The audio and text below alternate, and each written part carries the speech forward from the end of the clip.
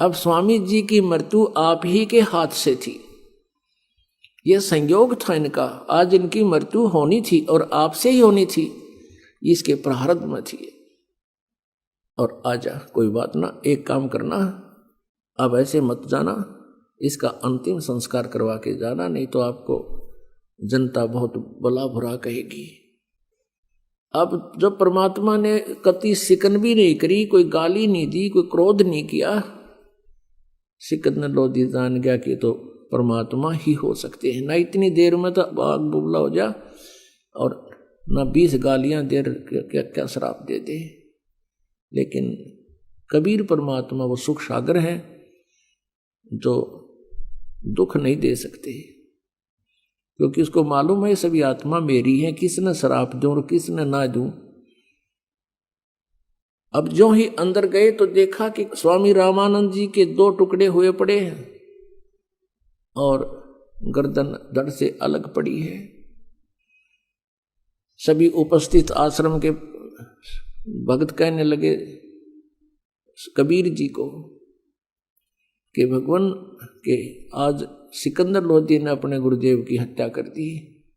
सिकंदर थोड़ा पीछे रह गया था, परमात्मा शीघ्र अंदर आ गए थे। परमात्मा कहने लगे अरे आपको इतना भी ज्ञान नहीं, संत कभी मरते हैं। कहते देही को सतगुरु कहिए सब धुंधर ज्ञान, और 4 दाग आवे नहीं उसको सतगुरु जाने। ये देही सतगुरु नहीं, इसके अंदर जो आत्मा है उसमें जितनी भक्ति कर ली वो आत्मा 4 दाग में नहीं आती।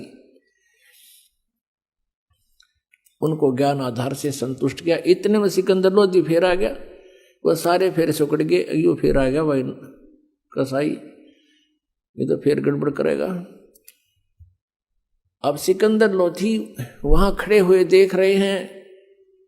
परमेश्वर कबीर जी ने दंडवत प्रणाम किया अपने गुरुदेव के चरणों की तरफ, जहां पर धड़ पड़ा था और गर्दन थोड़ी दूर पड़ी थी, और फिर उठ करके उनके चरणों को स्पर्श किया कि हे गुरुदेव आरती का समय हो गया,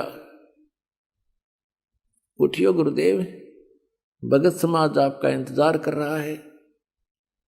इतना ही कहा था कि उसी समय वो गर्दन उठ गए, वो शीश उठ गए और उसकी धड़ के ऊपर चिपक गया, और रामानंद जी एकदम बैठे हो गए। और सामने क्या देखा, फिर सिकंदर लोधी खड़ा देखा तो फिर कड़वी कड़वी आंख करी।